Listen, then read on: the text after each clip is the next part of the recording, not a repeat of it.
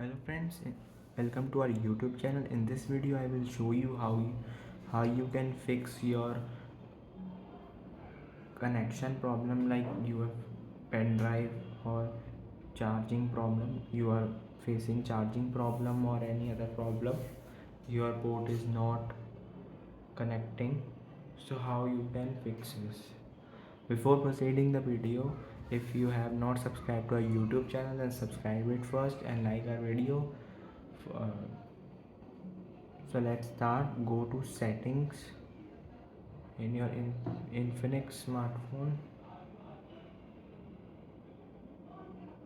then go to more connections.